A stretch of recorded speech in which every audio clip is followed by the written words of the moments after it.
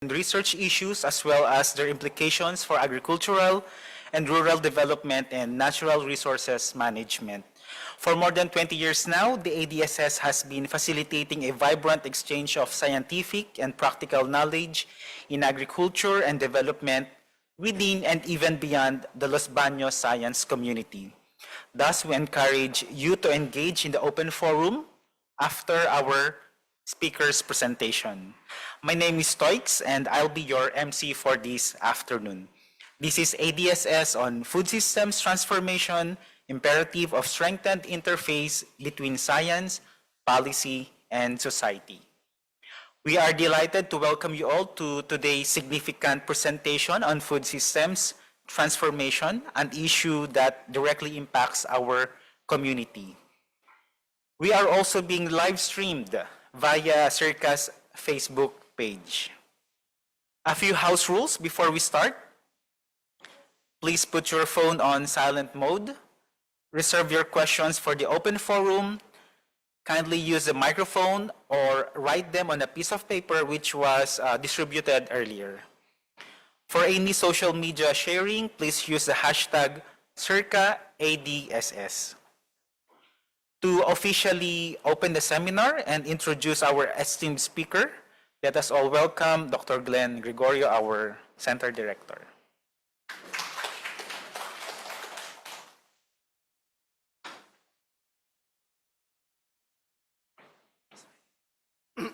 Thank you, Stoics, and good afternoon to everyone. I know we have a heavy day today, but we are all excited to, this time I'm more excited because I'm here just to listen. So now we are fortunate to have Dr. Shenggen Fan. He is actually currently a chair professor and dean of the Academy of Global Food Economics and also the policy of China Agricultural University.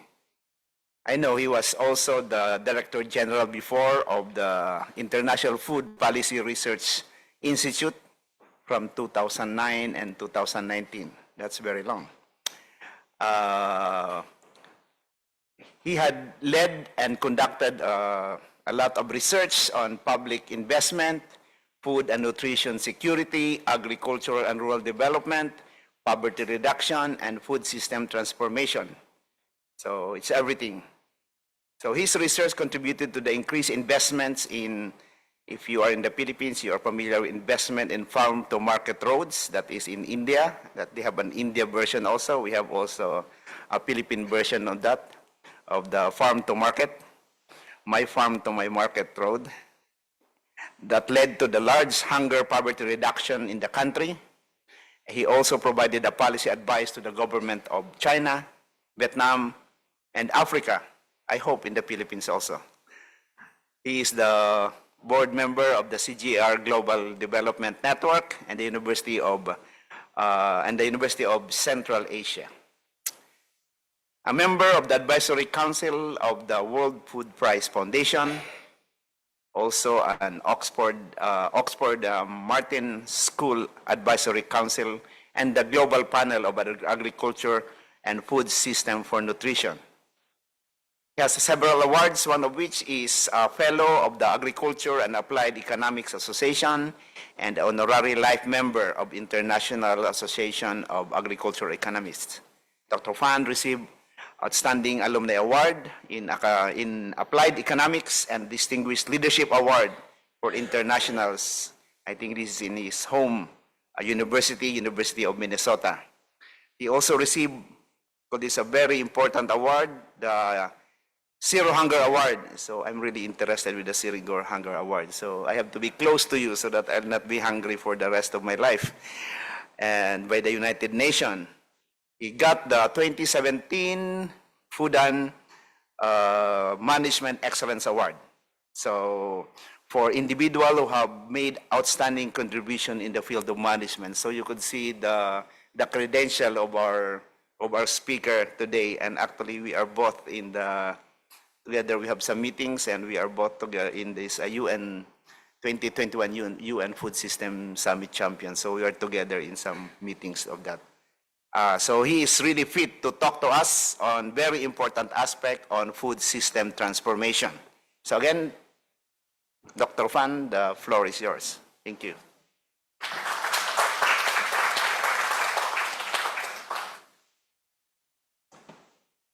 Well, thank you, Glenn. What a great ceremony this morning, the leadership turnover. And I must congratulate the SEARCA for the last almost 60 years achievement. And the SEARCA was set up in 1966, almost 10 years before April. Could you imagine? So lots of things to celebrate. But now under Glenn's leadership, as Benny said, the SEARCA has achieved a much sort of a wider impactful, let's say, particularly impact here in Southeast Asia.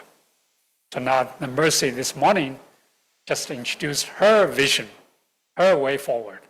I really hope under her leadership, SEARCA will continue to go higher and higher, and probably even deeper to help the countries, the food system transformation in ASEAN and beyond. So, as Glenn mentioned, I have worked in many different capacities, but all of these are related to food and agriculture. So I achieved the Zero Hunger Award, partly because I've solved my own hunger problem. And just before we came here, we discussed about small rice farmers. They're struggling with the lower food prices and rice prices, small acres, and so on. And we were struggling the same issues 40, 50 years ago. So I grew up in a small rice farm, and productivity was very low, very often influenced by the floods, by typhoon, by droughts. So today we may have something to eat. Tomorrow, we don't know where is our next meal. But we really struggled. We struggled with you. But because of the policy change, policy reform, my hunger is gone. So that's why I received probably Zero Hunger Award, partly because of that. But more seriously, I think today we still face tremendous challenges. Let me see what I can. So I think part of the lessons I learned is there is a very weak link between science, between innovations, and the society. The link is policy. So no dedicated, well-defined policy. So what I'm going to speak today is on 3 or 4 issues. Number one is, yes, there is an urgency of food system transformation. And the role of the science in food system transformation. Then I try to bring some of the experience and the lessons where the science can help to solve some of the societal problems through policy innovations, through institutional changes. And then finally, how can we further strengthen the interface between science, policy, and society? So yes, food systems must be transformed, as Glenn mentioned. Now we are working very hard at the global level, United Nations level, to prepare the UNFSS +4, United Nations Food System, 4 years after. You might remember in 2021, the first ever Food System Summit was held in New York under the direct leadership of UN Secretary General. So not FAO Director General anymore, which really means it crosses all the UN agencies, UNEP, WFP, WHO, WTO, and so on. So UN Secretary General was able to bring all the UN agencies together. And more than 190 country presidents or prime ministers came to New York in September 2021. I was there. And the president of US Obama, president of China, Xi Jinping were there. They were all committed to SDG, Sustainable Development Goals. So 2021 I should mention that the UN General Assembly happened in 2015, where all the more than 190 country leadership were committed to SDG. And right after that, we begin to look at how food and agriculture can contribute to SDGs. That's why we begin to use food systems to deliver all the SDG goals.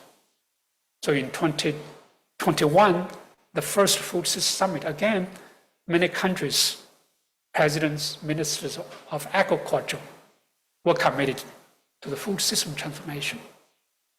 And around 5 issues. One is to end hunger and malnutrition. Clearly, the nutrition, hunger was still the problem, are still the problem. Then the widening inequality, particularly youth, children, and underserved smallholders and so on.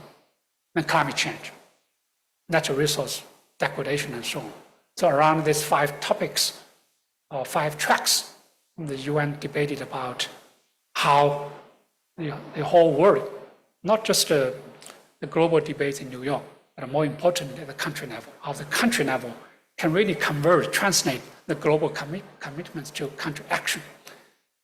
So in 2023 in Rome, the UNFSS +2, and I was there, I was part of the scientific committee to evaluate the impact of the progress after 2 years, and the progress was very mixed. So many objectives or commitments were not on track. Hunger, yes, hunger received quite a bit of attention, but hidden hunger, overweight, obesity, were almost in crisis. That's 2 years after. And then the inclusion, the smallholder farmers, women, youth, still do not benefit from food system transformation. So clearly, we must accelerate that progress. So then the role of science. So I was in some of the committees, the European Union Committee, and also a couple of global committees to look at they call it interfaces between science, policy, and society. So we debated for 2 years during COVID, so we were working mostly virtually. We actually never met in person. We produced a report and we published several articles, including some of the articles in Nature Food, in Science, to really try to bring science, society together by enhancing policy capacity and so on. So you can see the role of science is clear. Food system transformation is on the right-hand side. So for example, technological innovation, sustainable resource management, climate change, data-driven decision, policy support, the risk management. So all these are in between. But how can we really link science to food system transformation? That's exactly the interfaces we're facing today. And unfortunately, that interfaces are very weak. So traditional unit direction science policy interface. So yes, we research, we have science, we have innovations. Then we just stop there. We expect the society or the citizens will take the innovations to their field or to their real life. Unfortunately, that never happened. But there are many reasons. So for example, insufficient policy relevant research to support consideration of alternatives. Then time lag between development of policy questions and research by scientific community. A lack of evidence on how to implement recommendations. Yes, we always make another recommendations. I will do today, but usually how we're going to implement all these recommendations. The inadequate resources and a lack of capacity to interpret and deploy evidence. Then obstacles arise through decision-making systems. You can see lack of attention to the priorities of diverse stakeholders. So usually we just talk among ourselves, scientists or policymakers or decision makers, but very rarely we have a more inclusive interfaces where we include all the stakeholders together. Then obviously, in many cases, the food system debate is dominated by big players. Well, among different countries, usually dominated by the countries from the north or by global institutions, CGIAR and so on. In the country, the smallholders, women, youth are really engaged in any dialogues. Then I think the trade-offs, the 5 objectives set up by the UN, there are not trade-offs. Sometimes we do not want to acknowledge, or definitely we have not paid enough attention to the trade-offs. How can we really minimize the trade-offs? Maximize synergies among the different goals. It's another big challenge, particularly in climate change, food security, mitigation, and achieving high yields and improving nutrition. Now, an ecosystem of science, policy, society interface. This is the chart from one of the discussions we had in the European high-level expert group on this issue. Then, so the interfaces basically means how we can really interact together to make sure that science can be translated into actions to the real impact. So there are many things in between, think tanks, research organizations, dialogues, and so on. So here, an interface has to have several criteria. One is political legitimacy. So how can you make sure that with the debates, discussions, the knowledge sharing is legitimate? And then participation in traditionally excluded and equity deserving groups, women, and in many countries, actually, indigenous population. In China, it's minority groups. So in China, we have 56 different minorities, and very rarely they are engaged in any sort of debates on policy, investment, or social changes. And transparency and democratic decision making. So it's not just top down, it's not bottom up, it's more interaction, democratic process. The integration of a variety of concerns emerging different skills and across different sectors of the food system. So again, a focus on food system. Then independence and rigor to not be compromised by any special interest group or influenced by a group. For example, your donors or the groups you represent. Then permanent attention to clearly define and measurable impacts. So what should be our final impact and so on. So you can see the right-hand side, different. Okay, so next slide, you cannot hear me well? Okay.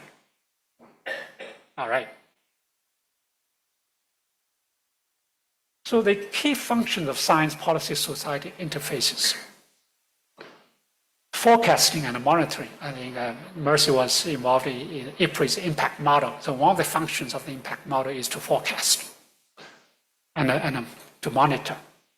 Then capacity building. I think SEARCA has a very important work to do here.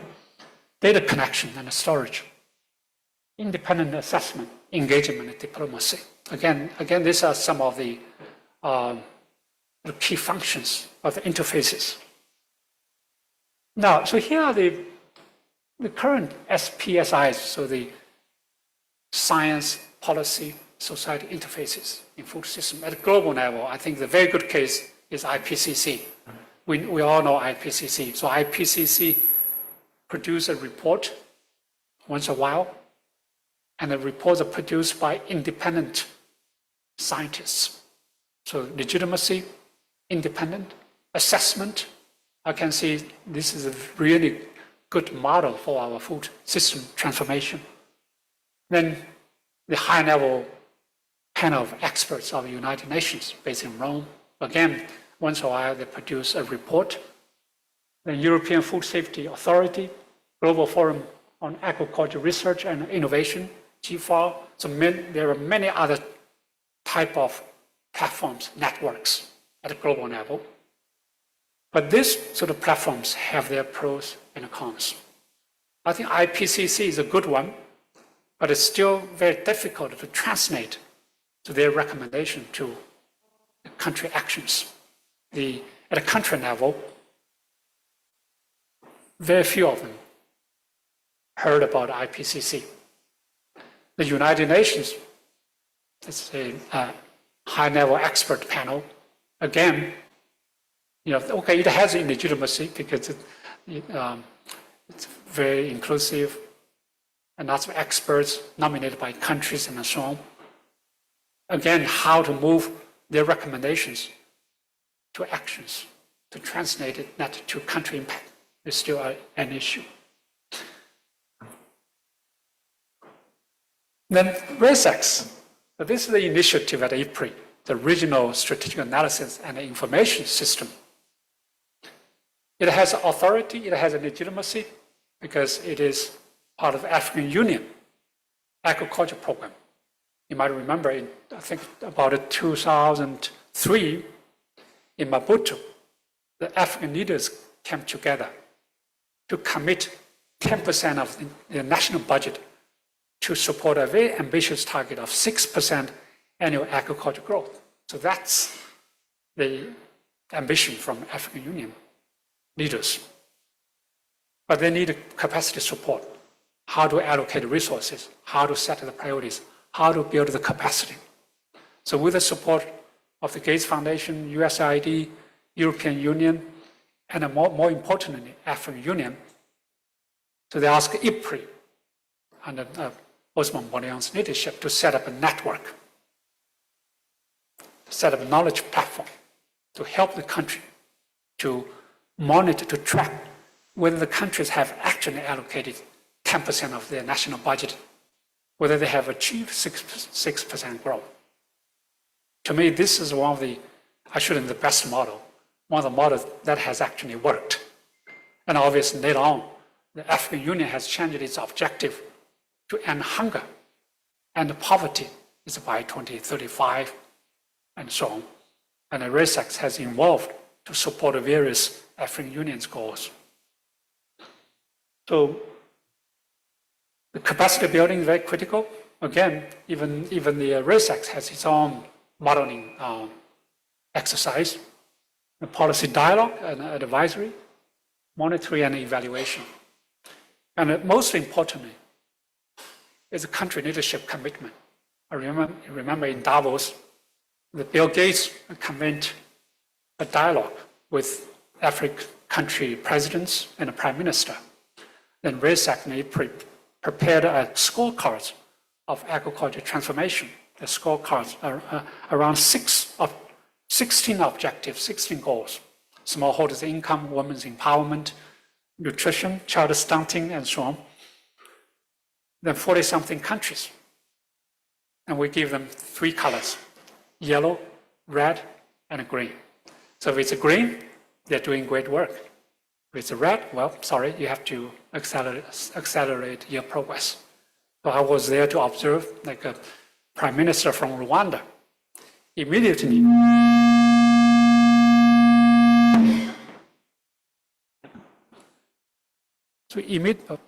looks like it's, okay, let me try again. Maybe a hand holder might be better. Okay. So the president of Rwanda, Paul Kagame, immediately saw a red color for his child stunting in Rwanda. They immediately called the Minister of Health. They said, what's going on? The child stunting. It's their diets, children's diets. So starting from that time, Rwanda began to pay attention to nutrition. So then in Latin America, there's a similar platform for agro, shaping policies, translating research outcomes into social impacts across Americas. I don't want to spend too much here. SEARCA. So I have observed SEARCA for some time. Actually, I came here about 15 years ago, maybe 10, when I was IPRI DG, and I gave a seminar here. Mercy was the director of research. I think Jill was the director. So I gave a seminar here. And then during COVID, that's probably under Glenn's leadership, I attended virtually on one of the seminars. I found SEARCA has a great potential to really bring the science innovations to social impact through capacity building, through your research, through dialogue, through certain platforms. So you can see SEARCA in the middle, policy, science, and society. And building interface capacity, so SEARCA's strategic priority for us, that's a systemic change. So it's not just a change in one sector, one project, or one region. It's more system. I think today we need change at the system level. Otherwise, we will not be able to move very far. So again, I wanted to emphasize capacity building. If that interface failed in many occasions, that's because of lack of capacity. And knowledge creation and dissemination. And here, I think SEARCA has done a great job in terms of dissemination of its products. You have a very good team. But I think we could further enhance that. And then policy advocacy. You might know David Nabarro. Well, David Nabarro was with us in Bangkok. But David Nabarro launched so many dialogues, global dialogues, national level dialogues. Now he goes to even community. For the last 4 or 5 years, he conducted probably thousands of dialogues. But some are obviously moderated by him. Others are moderated by someone else. I mean, that dialogue, initially I thought, what a dialogue can do. We just talk show. But the dialogues led by David Nabarro really helped to bring different stakeholders together.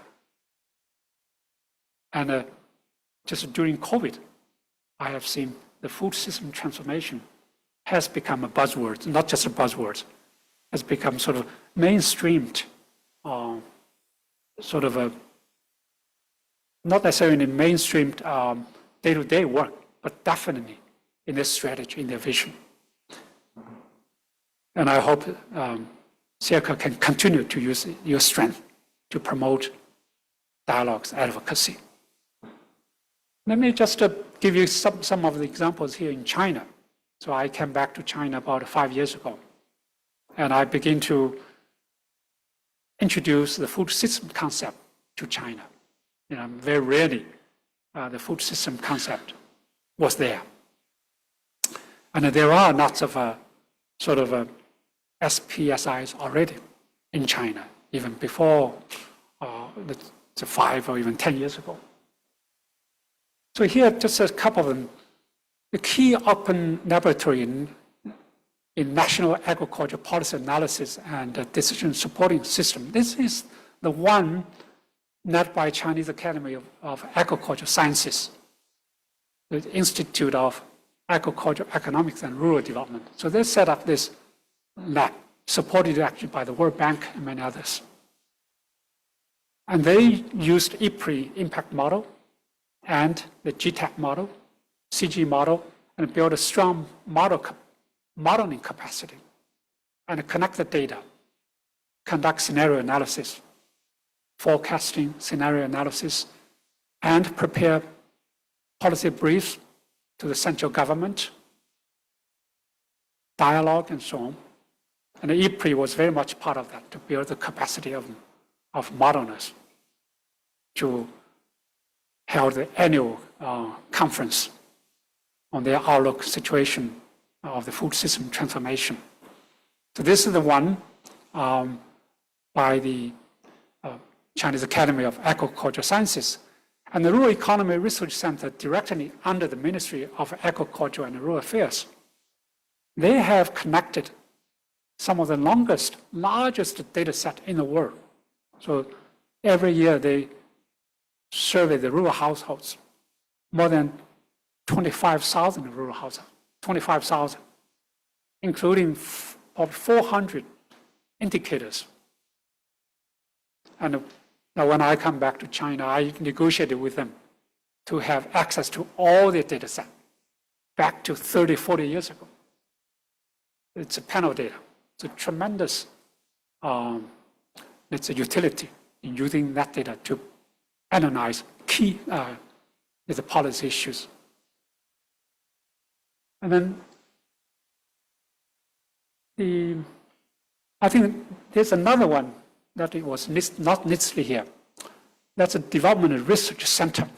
The development research center in China is the highest think tank in China. Right now, they're organizing a big congress in China called Global Development Forum.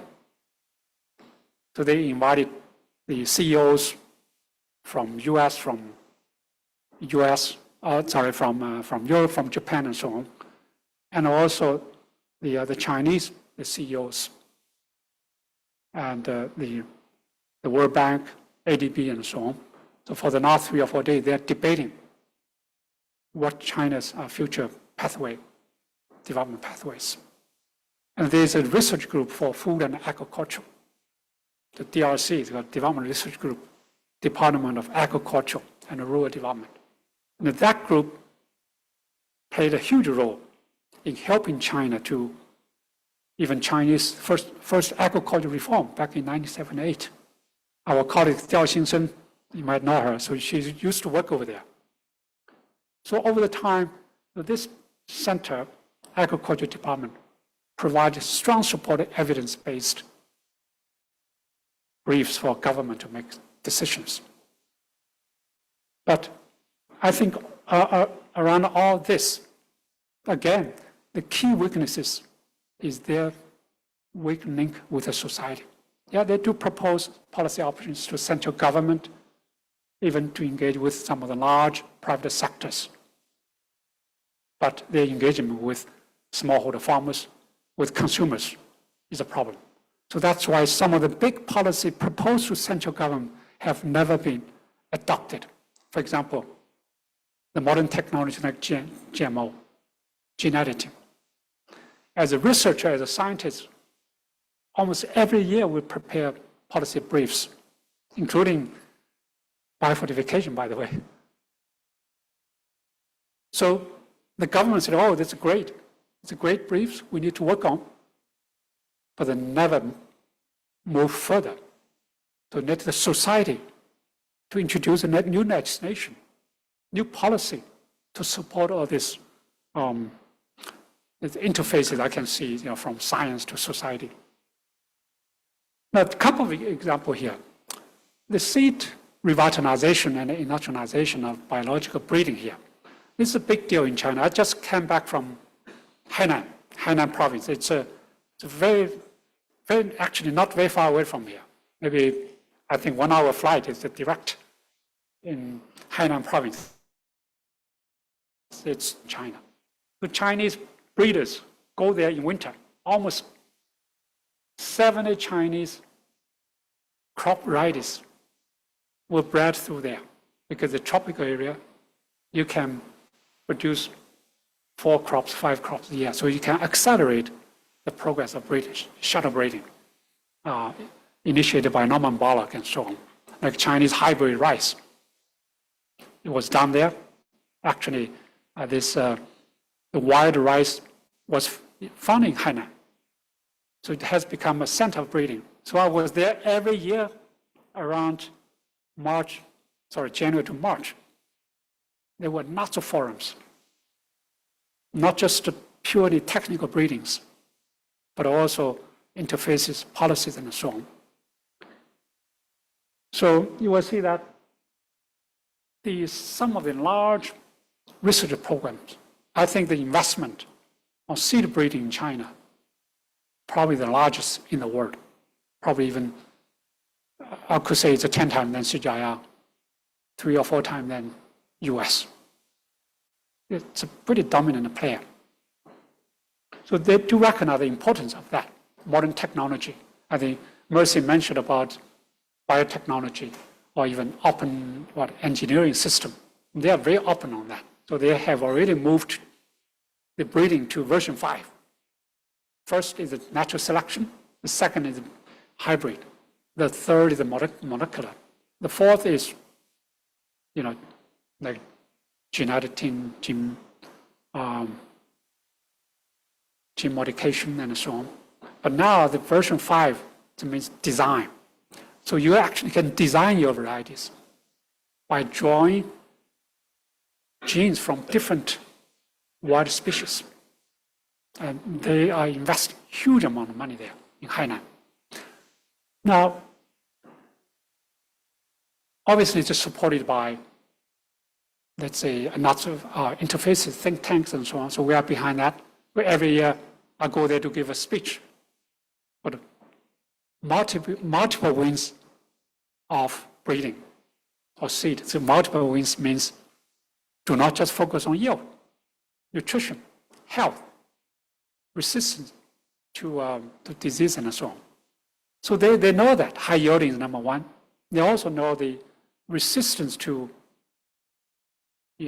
all kinds of diseases or droughts.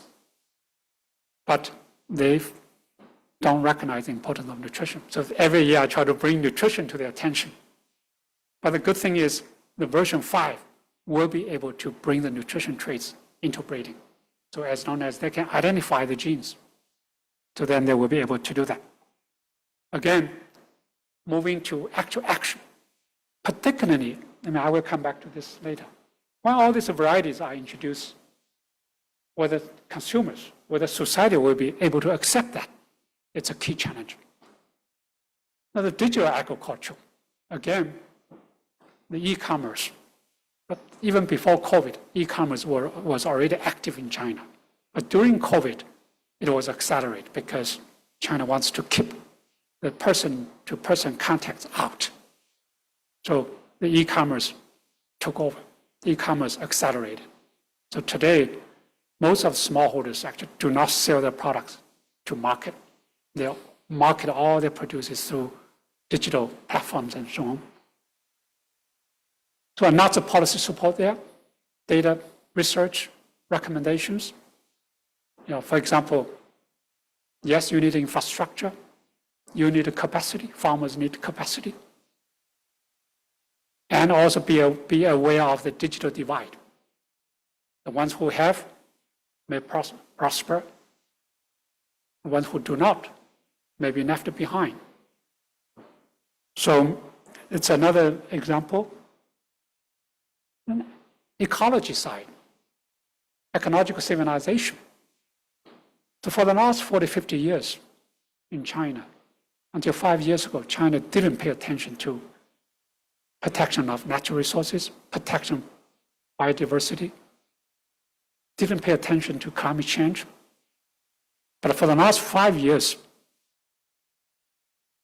particularly after 2020, the COVID, China began to develop various of policies, strategies to focus on this carbon neutrality. So China has ambition to achieve carbon neutrality by 2060 and to achieve various goals in natural resource management, in protecting river, water, and the forestry and so on.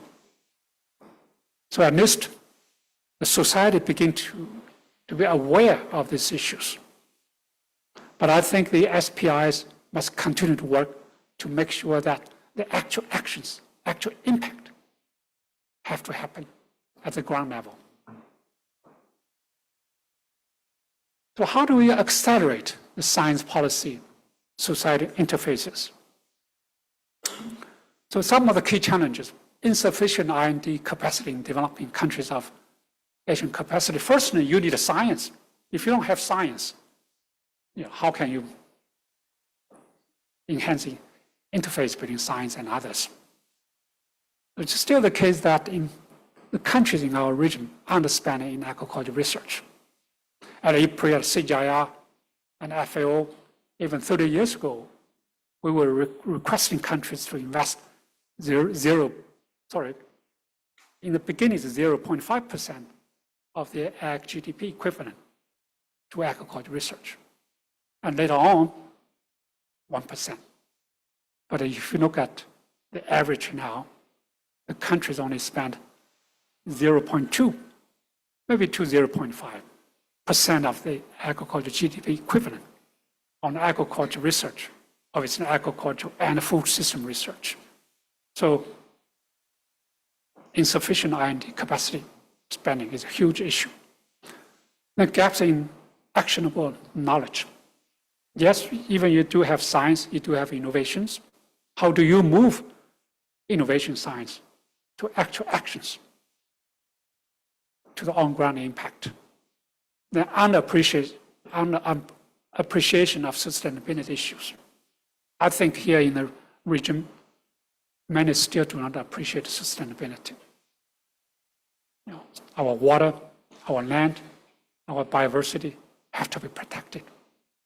Yes, we have to adapt to climate change, but if we do not help to mitigate the climate change, so I'm afraid the 1.5 degree goal will not be able to be achieved.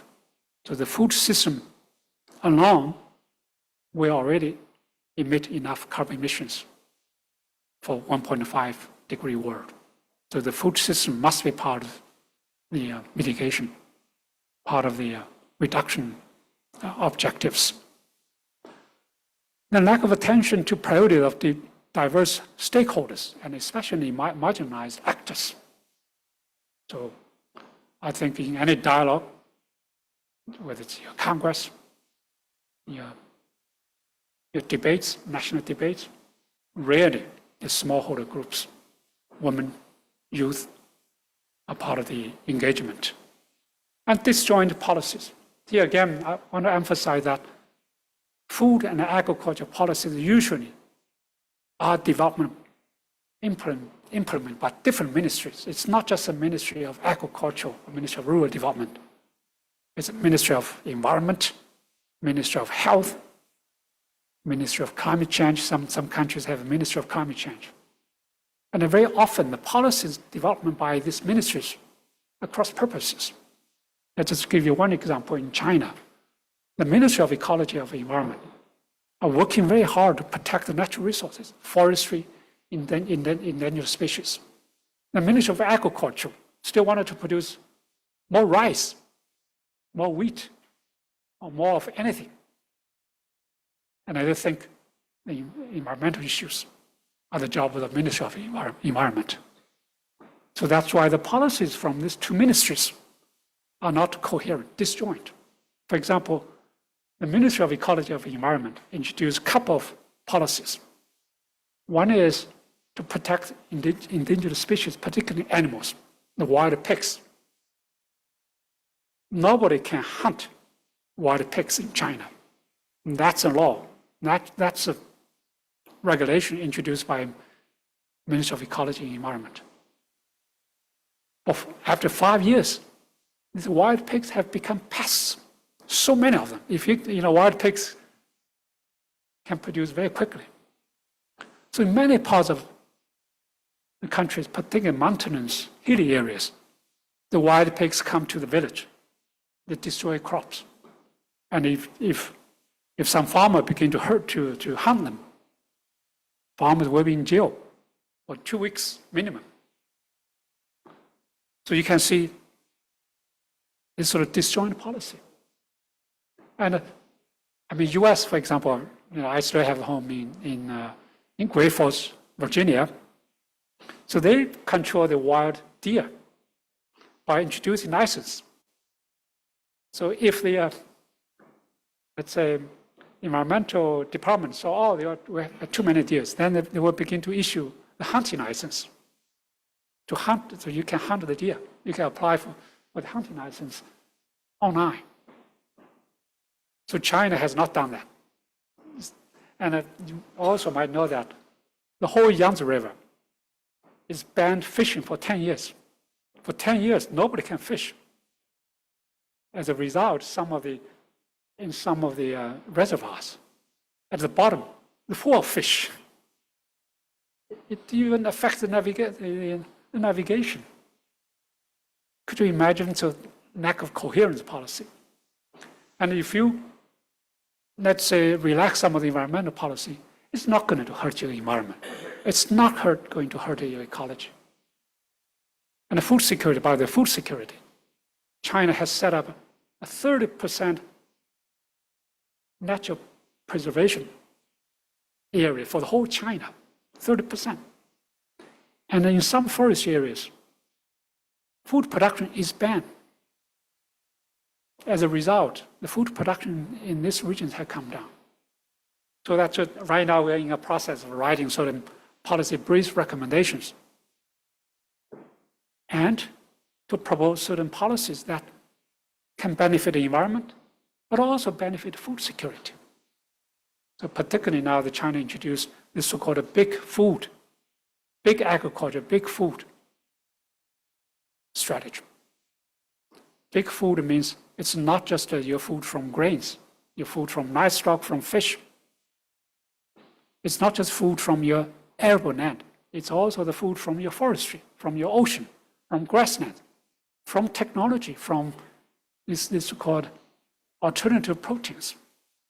Through bioreactors, you can convert the algae or the waste into single cell protein. So, some of these policy options can really introduce coherence of the policies across different ministries. So the capacity is not just training. I know you do lots of training. It's enabling ecosystems, the system capacity, the policy science, innovations, and so on. So you need some sort of innovation incubators, institutional capacity. At IPRI, we used to focus on individuals' capacity. But for the last 10 or 15 years, we begin to look at institutional capacity. For example, SEARCA, CCAP in China, or IPSAD in Vietnam. So how can we help these countries to build the capacity, or strengthen capacities of the institutions, of the network, of the interfaces, so not just individual capacity. Of course, individual capacity is still very important. Research skills, policy communication, and interdisciplinary thinking. Again, so even individual skills are very different from those we have before. So now it's more communication skills. Can we integrate communication skills or interdisciplinary thinking into every researcher, mainstream that out into all researchers? And a multi-sector task force. So very often you have a task force set up by Ministry of Agriculture or task force set up by Health, but very rarely you have a task force set up by different ministries. But that needs to be changed. A recent good example is the latest version of China National Food and Nutrition Guidelines. So every 5 years, 10 years, China develop a national nutrition guidelines, food security national guideline. And this guideline are development by several ministries together: agriculture, rural affairs, health, industry, telecommunications, education, and so on. So this year, the outline or strategy was released just about a week ago. So I was there. We discussed, we debated a couple of good things. The one is, first time in the nutrition guidelines, we introduced green development or green consumption, what really means when you eat, yes, you have to consider your health, but also you have to consider the environment. Healthy, sustainable diets. The first time in the Chinese National Nutrition Guidelines. Many others, nutrition-led agriculture, nutrition-led food systems.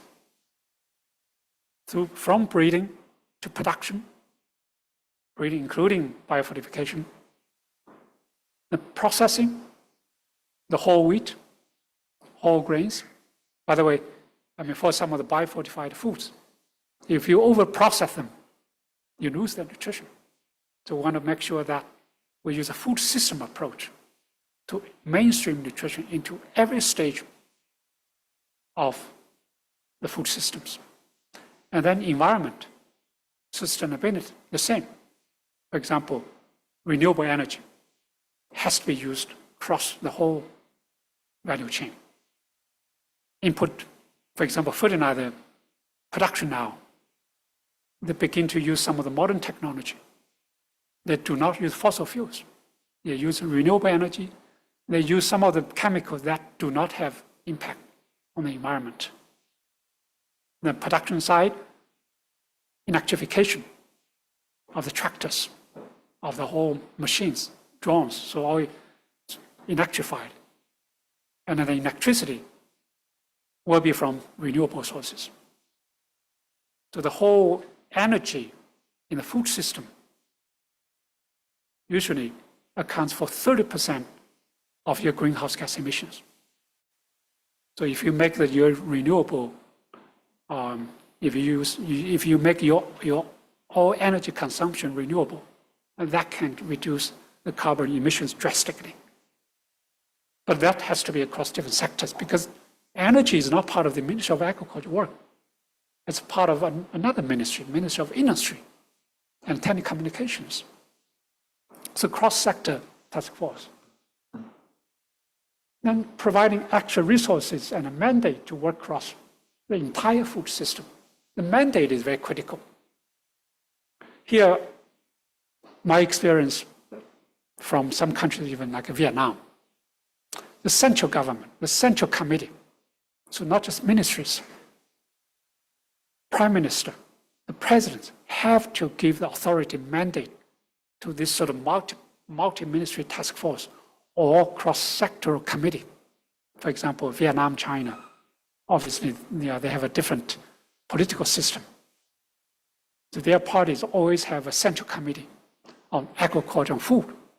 And that committee has authority to coordinate all the work across different ministries. But the coordination has resources, has authority, has legitimacy. That can really that's a real impact. And then here I just wanted to emphasize the importance of forecast assessment and data support. Forecast is so important. So recently I attended a meeting in Ripon University to look at the future demographics and its impact on food and agriculture. So they modeled the forecast population by 2050. Then Chinese population will decline to 1.2 billion. Right now, Chinese population 1.4. And I said, look, for population, you cannot forecast just for the next generation. By 2050, it's just another 25 years. I said, you got to forecast until the end of this century. By the end of this century, the Chinese population will shrink to 600 million. Only one, maybe you don't believe that. Well, this is real. 600 million. I said, you got to look at the longer term forecast. And that has tremendous implications on our policy, retirement policy, pension, rural agriculture transformation. So now, the rural areas, the China is aging very fast. Like my generation, like me, they are still doing farming. All younger generations are not there. So what happens? It's a demographic transition. Well, obviously, automation is a way to go. And another important question is, what is our future demand? So do not underestimate the importance of population. Population means demand. Population also means productivity. Population also means innovation. Professor D. Gale Johnson, you might know, he worked on China for so many years. When China introduced a one-child per family policy, he came to say that this policy definitely is a wrong policy. Openly debated that policy. I wish that time the Chinese research could also come up to speak. Xiaobo Zhang, he also knew that it's a problem. Because after 2 or 3 generations, your population growth will decelerate very fast. This is exactly the problem we're facing. So that's why forecasting is so critical. Future demand, future supply, with the potential for innovation. And then obviously impact assessment. You assess the potential impact of various social changes, policy changes, institutional changes. data support. I just cannot say enough about the data. And today, the data connection is not traditional. Using your cell phone, using the big data, internet, without, let's say, violating your personal privacy. So they still can connect quite a big data. And that data has to be shared, has to be used, and it has to be transparent. Then the tailored strategy for regional specific agenda. I think well, obviously, rural regions are different. They need a specific strategy. And different regions also need to have different strategies. Whether it's at a global level, different regions, or even within a country, different regions. So I think to develop regionally relevant capacity building modules, to explore topics such as healthy diets, improved nutrition, and so on. Globally, you have different diets: Mediterranean diets, American diets, Western diets, Okinawa diets, Chinese, southern Chinese diet, northern China. All these diets require different attention in terms of the nutrition implications and also the sustainability. But 2 or 3 years ago, my academy published a report to look at the Chinese diets. So there is no one Chinese diet. There are just so many of them. They have tremendous, huge impact on our environment. So now the southern Chinese imports grains from the north to produce eggs, meat, to meet their demand in the south. But in the meantime, northern China use water, destroy the biodiversity, emit carbon emissions. So that was a regional imbalance. And the regional diets needs to be considered in policy making. So what a concrete proposal we have is to develop regional specific diets that are healthy, nutritious, to tailor their taste, but equally important to take into consideration of their environmental impact. For example, carbon emissions from the southern Chinese provinces like Guangdong, probably 2 or 3 times higher than somebody in Northwest who purely just depend on plant-based foods. And all this sort of highly carbon-dense foods is not necessarily healthy. And a localized process of research and innovation. Yes. Direct engagement, tailored solutions, sustainability, education, and training. Tailor that to different regions. And networks of networks. We have so many networks. Every day I receive an invitation to join this network and that network. Almost too much, too many. Well, I'm not against setting new networks, but let's use all the networks and bring them together. Different networks has their own merits. Bring them together. I know even SEARCA has some platforms. My own academy has platforms or networks. So can we bring them together, set up some sort of networks to share the information, share the knowledge, share the data more broadly, and invest efficiently through collaborative dialogues and research. I still think the collaborative research is not adequate. Recently, we begin to engage with some European countries to conduct collaborative research. Even in US, even under the current political struggle, we still try to work with US National Science Foundation, Channing Art, now he's back in Purdue, to really look at how we can work together to bring some of the issues that can affect both countries or maybe more countries to develop some sort of win-win policy scenarios. Otherwise, we'll be just zero sum. You win, I lose, or I win, you lose. So I think the collaborative dialogues and research is so critical. I think Southeast Asia, to some extent, really spearheaded some of the initiatives. There is an initiative for food system transformation under ERI's leadership. So ERI is working with ASEAN on the food system transformation.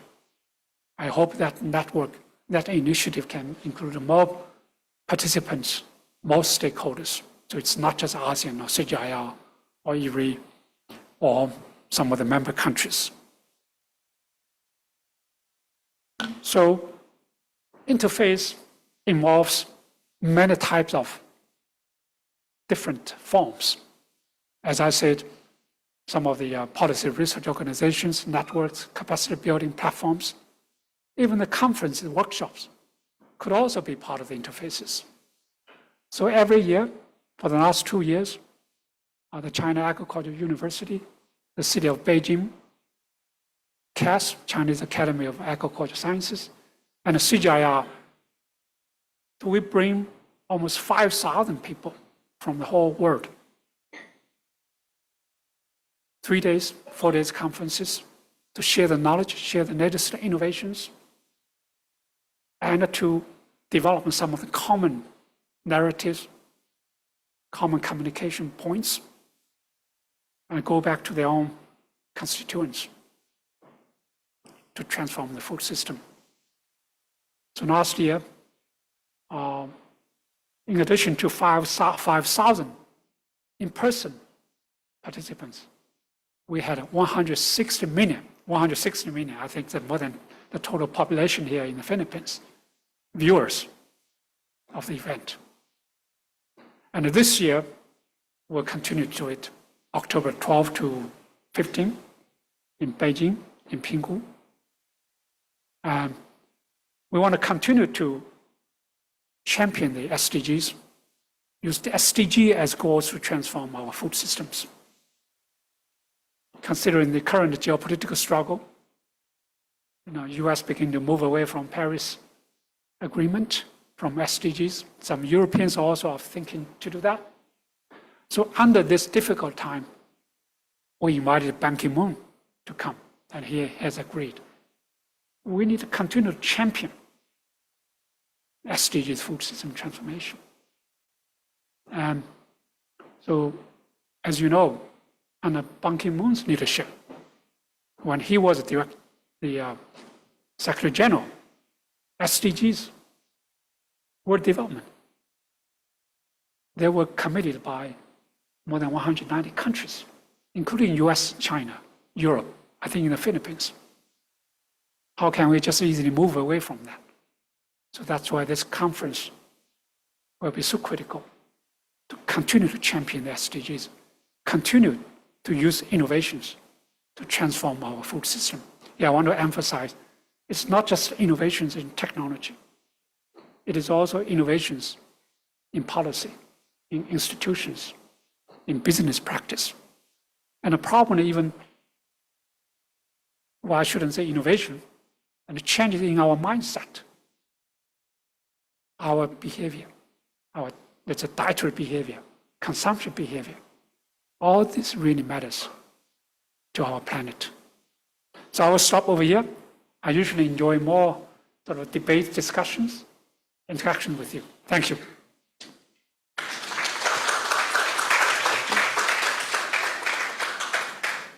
Thank you, Dr. Fan, for your enlightening talk. Dr. Fan discussed the urgency to transform the food systems. He then highlighted the role of science in food systems transformation and explained the ecosystem and key functions of science, policy, society interfaces. He then shared the experiences and lessons of various organizations, including China. And lastly, he presented the key challenges to accelerating SPSIs and the recommendations to address these challenges. Once again, thank you, sir, for your enlightening talk. With that, we now open the floor for our audience comments, insights, and questions. Please use the microphone located along the aisle and kindly introduce yourself and the organization you represent or affiliated with.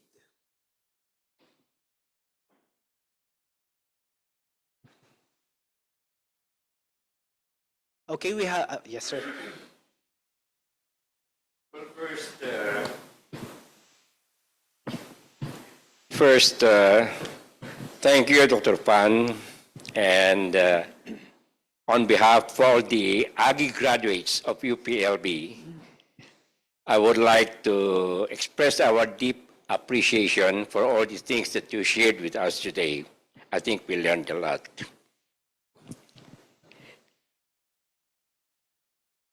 SEARCA is now in a very important crossroad, and I think the ideas that you floated will help immensely our incoming director in plotting in a more explicit way the roadmap towards the accomplishment of what SEARCA is mandated to do. Now, there is one aspect that you presented today. You said that it's about tailoring strategy for each region, because I think you are talking about globally in context, specific agenda. Now, in the case of SEARCA, it has 11 members. Would you suggest that SEARCA initiate a specific and tailored agenda for each country? And then, I like the one that followed, regionally relevant capacity building models. I think that's what is lacking in the present setup. One thing that struck me is your choice of your topic, because I think you accurately pinpointed the three elements that are very crucial in our food system: researchers, policymakers, and society. Now, I think in the context of Southeast Asia, the policymakers and the researchers are one group. And I think Dr. Bruce here would agree with me. What is problematic in our setup here in Southeast Asia is the society, which I think is represented by our national leaders and politicians. Now, my first question is, how do we hasten the collaborative partnership between the researchers and the policymakers? And second, what is the best way to cascade these policies to the end users? Recognizing that every election we have new leaders that will change the policy. I think that is the setup now here in Southeast Asia. So, your view, sir? Okay, no, thank you. I mean, this is obviously a very critical question. Well, firstly, I do think SEARCA can work with your member countries to strengthen their capacity. I mean, we were in Bangkok just about 2 weeks ago, 3 weeks ago now. It's a regional conveners of the UN Food System Hub. I think these conveners, I don't know whether they are policymakers, whether they are researchers. To me, they are more like a government civil servants. So their capacity needs to be strengthened first. I don't know whether you have a strategy to train the country conveners. First, they have a day job. Secondly, they don't have any capacity. Some of them are a director of a department in Ministry of Agriculture. Some of them are a director in a research institution. So they do not have the capacity to really link the innovation science into policymaking and into the society. I do think SEARCA can do more on that. And I mean, we are going to be in Addis Ababa. We'll try to emphasize that too. Then at the country level, I think one of the most critical capacity is actually think tanks. Think tanks, like, well, similar like SEARCA. I know in US, you have CSIS, IPRI, or is a global think tank. And in every state in US, probably you have a think tank. Like in California, you have so many around UC Davis Sustainable Agriculture Group and so on. I think these think tanks vary. Some capacity is strong, others basically just like an advocacy group without much research. So how do we strengthen the capacity of think tanks at national level? In Vietnam, the IPSOT, Dr. Song's group. In China, Jiquan Huang actually is a graduate of UPLP. And of Justin Ling's group, now my group. So this capacity really varies. Again, can SEARCA help to do that? Because you have to strategize yourself. Where do you go? It's better for you to strengthen the institutional capacity. It's better for you to strengthen the capacity of maybe trainers. Otherwise, there are so many people you can train. You can build the capacity. So that's my point. Then the regional tailored capacity. I think for large countries, like the Philippines, Indonesia, Vietnam, I think you have to go to different regions. Because the regions, they are more rooted in local politics, local issues, local culture. So their recommendations or their interactions with them are much easily, and it's easier, probably easier to be accepted by local citizens. And here, another point I didn't mention that there's an important constituent that we have not engaged. That's urban food systems, urban. Because of urbanization, the global is more than 50%. In our region, some countries, 60%, 70%. Urban food systems, we see here it's agriculture, right? Rural areas. I think we must engage with urban consumers. Because urban consumers will demand healthy, sustainable foods. And also they will influence the choice of certain foods that are produced through different technologies. Farmers may be willing to use GMO, gene editing technologies or seeds. But if the consumers don't buy, then you have nowhere to go. Most of the consumers are urban centers. So I think we need to engage. So that's why in my group, now I have almost 1/3 of my students are working on urban consumers, their behavior, their urban food supply, and the impact on environment. I think this is something we needed to increase awareness. I mean, it's also capacity. This is also capacity. The capacity to increase awareness of new issues. Anyway, so I just covered. We wanted to hear from others more questions. Okay.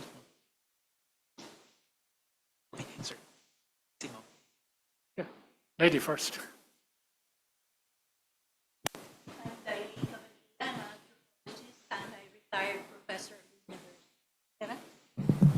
Okay. Should I repeat my introduction? So Dailin Cabanilla, I'm a retired professor of the university. I'm an anthropologist.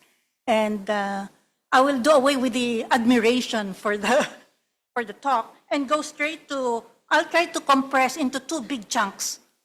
Are they comments or questions? One is the political economy perspective. So that's another, you didn't call it that, but you mentioned that one of the critical ingredients for a successful interface is also the interface of the political system and the economic system. That's the perspective of political economy. And you mentioned Vietnam and China, and maybe that is what is lacking in many of the other countries. No central authority. We're not talking about a dictatorship, of course, which would have the legitimacy, as you said, the authority to make certain decisions that would cut across all, sectors and ministries and departments and all. So I don't know if that's a comment or that's a question for you, whether that is indeed a very critical ingredient for us to achieve success. And then secondly, I'll try to put this all together. I think many of us have become researchers of all kinds of studies. I did a study I was a small part of a study of IFPRI on genetically modified crops. This was done in China for rice, Burkina Faso and Colombia for cotton, and we did the Philippines, small, for the BT corn. So because the funding agency, IDRC, was the one that insisted that IFPRI do qualitative research, because IFPRI is dominated by economists. Okay, our team members were economists. So I was asked to do gender and qualitative together. So I chose two, because qualitative you can't do for the whole country. I chose two small communities in two of the provinces that produce the highest amount of BT corn. Now, I think one of the questions is the researchers never know what happened after they have done the research. Was it inputted into some policy or what? I think especially for qualitative research, qualitative methodologies in social research, I think there's less and less researchers who do qualitative because it is quite difficult to translate this into policy. The numbers, you can play around with the numbers, change the program, and translate it into policy. But for qualitative, so if you mentioned that one of the challenges really is to go to diverse stakeholders. Usually, you have to do more participatory in qualitative research. But then there's really no demand for these kinds of methodologies.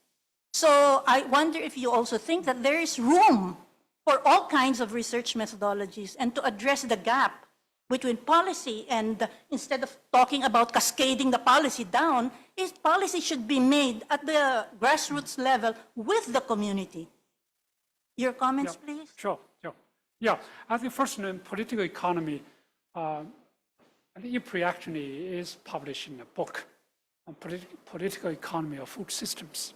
Jos Wienen, Jos Wienen is the current Director General of IFPRI, and he's an expert on political economy issues.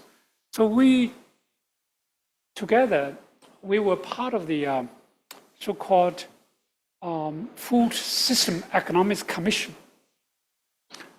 So about 3 or 4 years ago, the commission supported a study to look at the political economy issues of food system transformation. So there, yes, absolutely, political economy is very critical because you will have losers and winners in any change, any food system transformation. But the big picture is the good food system transformation will bring large benefits to the whole society. That's it. The second is majority will benefit, but there are some people who will lose. So what's the way forward? One way forward is to let the winners compensate the losers. Potentially, the potential loser could be smallholder farmers. I don't know. Or small fishermen. But the whole society will gain overall. So can we use the mechanism to compensate these losers? Through social protection or through any other means? That's one. Another dimension is we are also thinking of allowing flexibility difference. So for example, in some group that's a smallholders in a very remote area, can we just set up some place where they can produce sustainable, healthy, and very extreme, even organic foods? That's what we try to test somewhere. You know, the Henan province, I just mentioned, Henan province. It's about 30,000 square kilometers, very small part of China. By the end of this year, the whole province will become a special economic zone. Free tariffs, import, exports, no visa requirement. So we expect the economy will boom. But in the meantime, the smallholder farmers there right now have not benefited at all because it's an open province. The migrants from northern part of China, they like the warm weather. They come, set up a business, and they take the jobs. And the local native Henan people have not benefited at all. In fact, they suffered because prices have gone up. So now we were thinking, can we develop a special sort of a zone for them? Maybe, government will give them some special policy. You don't need to produce rice. You don't need to produce something the government asks you to do. China still has a quota, by the way. So if this land is for rice production, you cannot change this to any other purpose. But for Henan, I think they could have some special policy. If they begin to produce organic fruits, vegetables, food that can fit into emerging, booming, the urban population. So why not? So this indigenous people, Henan does have indigenous people, by the way. Many actually migrated. I shouldn't say smarter, the smarter ones, more aggressive ones, progressive ones migrate to the Philippines or to Thailand. But the one left, enjoy their life, very sort of lie down. They suffered quite a bit. So we argue to give them special policy to do that. Now, I think actually there are more successful countries in the region. Thailand, I would think, is actually another good country that has transformed its food system quite well. So I should have used Thailand as a good example. So next time, I used to use Thailand, but lately, I think some of the political shifts there have not made much progress. Until 5 years ago, Thailand was really a star in food and agriculture. The nutrition has improved quite a bit. Nutrition, they have some of the highest nutrition improvement in the region. Food safety, smallholder income. But for the last 5 years, I think the political changes and so on, I think Vietnam is moving very fast. That's when you look at their hunger indicators, their rural development, even the coordination at the national level. Have you heard of that? They try to merge Ministry of Agriculture and Rural Development with the Ministry of Environment, just one ministry. So then environment and agriculture production are in the same ministries. So better coherence, better policy, and setting the right priorities. So I think, for IPRI, I think IPRI, yes, it is true, 65% of IPRI staff are economists, but we have lots of nutritionists, by the way. How do you know that? Nutritionists, and some anthropologists, political scientists. For the last 10 years, that picture has changed. When John Manor, the first IPRI DG was there, I think majority of us were economists, but today we have changed. And we also use different methods now. Case studies, observations, and they are very much part of that, particularly in terms of participatory research. From very beginning, when you design your research, you include your potential clients into your design. So I obviously lost much touch for the last 5 years. But it seems to me that trend continued. And I think qualitative research is very powerful in many cases. So now I'm in China Agricultural University. We have a very strong college called Sociology and Humanity. Their research methods are totally different from ours. But we allow that difference. We allow that flexibility. In fact, that college has become the best partner of my research. They're also jealous of our research. You can use the data, you can use a model, you can publish in Nature, you can publish in this top economics journal. They can only publish in sociology or in the Journal of Peasants, whatever. But I think working together is much better instead of, quantitative versus qualitative. Anyway, I stop over here. I think Bruce had your hand up. Thank you, Shenggen. I am impressed by your continuing faith in interface, in multi-cultural, multi-level collaboration, and also you imply multilateral collaboration. The fact is that over the last 50 or 60 years, a lot of the scientific developments, as well as the push, the resources, and the influence for multilateral collaboration has been from the West, particularly from the US. Now we have Donald Trump. And can we do this without the US? Or will Europe step up? Or will China step up? What are your own thoughts about that? Yeah, well, I have to acknowledge that for the last 50 years, US and Europe played a very big role in development, agricultural development. But today, I think it is time for us to think differently.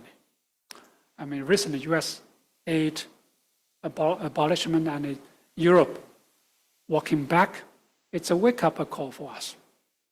Remember in Bangkok, we heard from Pacific countries that they lost 50% of their budgets because huge share of their budget is from USAID. Then I said maybe it's a good opportunity to think differently. I mean, to depend on aid is not a solution. Can you think of mobilizing your own resources? The Pacific region can tax tourism, can tax natural resources. But they don't do that because they have free money. Why not? No accountability. So I think it's a good opportunity to think through. Then in Bangkok, we heard from all these country conveners. They emphasize regional approach here in Asia, regional collaboration, ASEAN, Japan, China, South Korea, India. So regional cooperation, that's the key word. Another one is South-South. In our region, country to country, not necessarily North and South. So I think regional collaboration, South to South. I think one day maybe US will change, maybe they will come back again. Let's hope that Europe will come back because I think they are still very useful. But on the other hand, we have to have our own sort of strategy, our own approach to make sure that we do not depend on one single donor. It's very dangerous. I mean, even at IPRI, when I was IPRI DG, we always try to diversify our funding sources. Howdy was at Harvest Plus. Well, if you just depend on one or two donors, if one donor begins to pour out, yes, then you're in trouble. So let's make sure that we don't repeat our mistake. And I think from China's side, definitely China is willing to work with ASEAN countries. Absolutely. So after I come back to China, I have always been asked by the government to advise them to meet with to meet the high officials from Mekong River Delta. I think of the Philippines is not part of that, right? There's a big one, Greater Mekong River Delta. They have a very strong working mechanisms together. The ASEAN, and then the Central Asia. So definitely, we use a different approach to work together, more sort of south-south. We don't say we are developing here, that's different. No, I think of on the equal ground, equal partnership. Now, Ashok Gulati from India, you know him. We're also thinking of bringing India to this part of the world instead of just South Asia. So yes, absolutely. So let's wait for US to come back. But in the meantime, we develop our own regional approach, South-South cooperation. Okay, any more questions? Dr. Jane?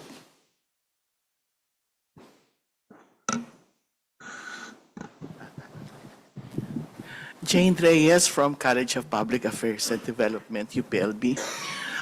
There are so many key concepts that I have derived from your talk. One is, I don't know, you separated science from technology and innovations, but when we discuss this as a policy, we have this combined science, technology, and innovation. Whatever, it is just a conceptual translation in my mind. Actually, what struck in my head is the election process right now. We are in a month or two, we will be going a national election, and you have a statement there of a longer political process so that you can encourage groups, we can collaborate.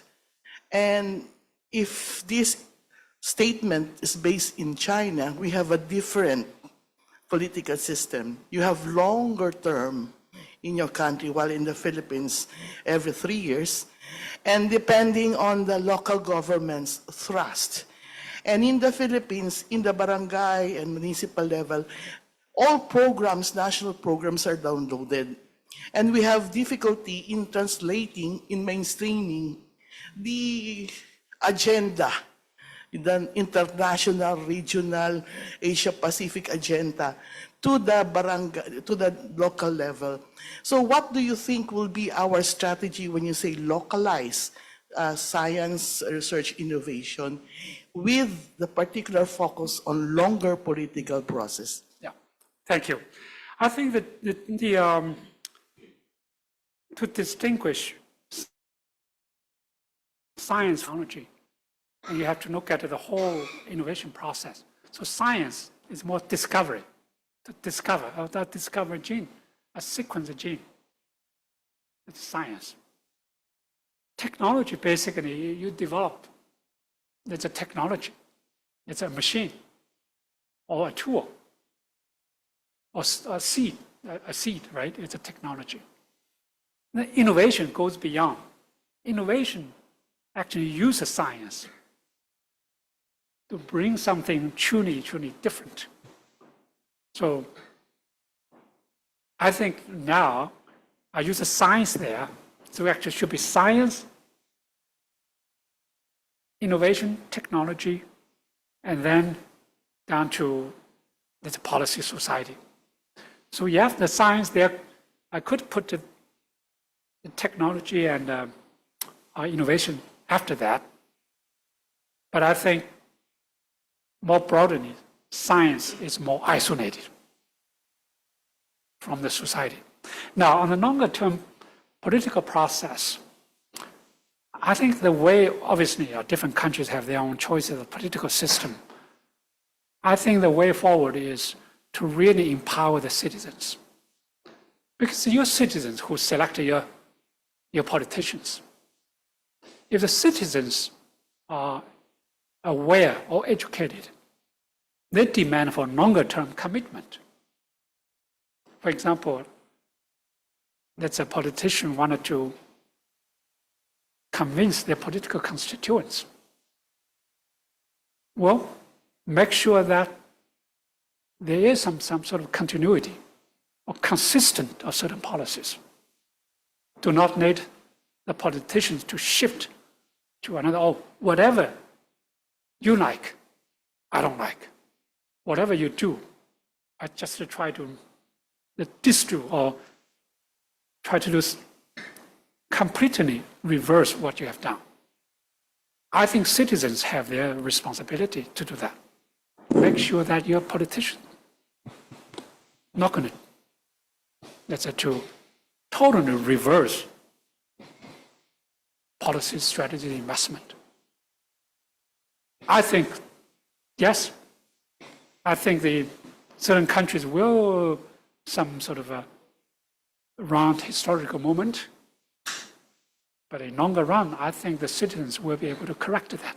I still think if the citizens are empowered, they will correct the wrong political system. Well, I'm not a political scientist. That's sort of my layman observation. Finally, it's the citizens. Okay, sir. Thank you very much. While we'd love to accommodate more questions, we must conclude our open forum due to time constraints. Again, thank you, Dr. Fan. Right. So that wraps up our open forum. It's my great pleasure. I here try to observe this sort of leadership transition. But I really enjoy this seminar. Thank you. So once again, let's give a round of applause to Dr. Fan.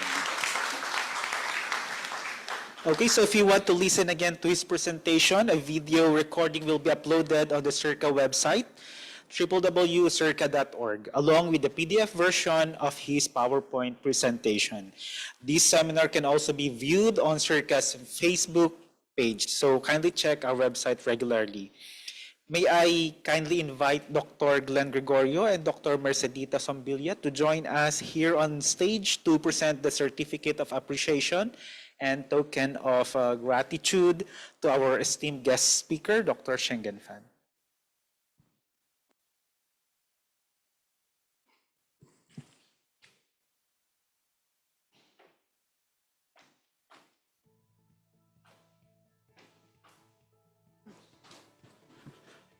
Okay, so let me read the citation. The Southeast Asian Regional Center for Graduate Study and Research in Agriculture awards this Certificate of Appreciation to Dr. Shenggen Fan for sharing his expertise as speaker during the Agriculture and Development Seminar Series on Food Systems Transformation, Imperative of Strengthened Interface between Science, Policy, and Society.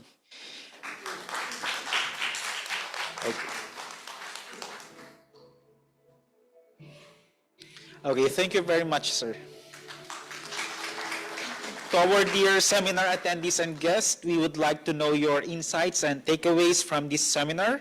You may share these through our feedback form by accessing the link or the QR code flashed on the screen. You may take a photo of this slide and fill out the form after the seminar. Okay. Once again, we would like to thank Dr. Shenggen Fan for sharing with us that insightful presentation. Thank you all for coming and joining us in this afternoon seminar. But before that, let's have a quick photo op. We would like to request Dr. Shenggen Fan to stay with us here at the center, and we will take a photo of the attendees. So may we request the other participants to please move at the center. And we also request everyone to please stand up.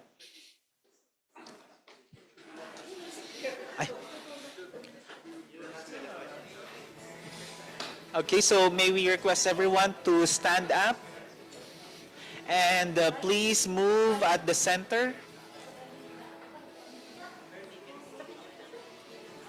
Okay, for the others, if you can compress a little bit.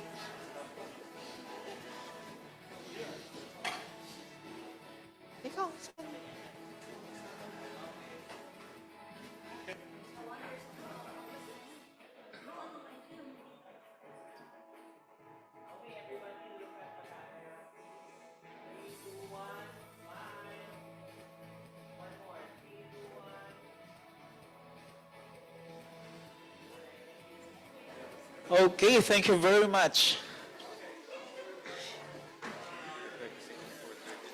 We have a light refreshment available at the lobby, so please feel free to have our refreshments. We look forward to welcoming you again at future ADSS events. Thank you very much for your participation, ladies and gentlemen.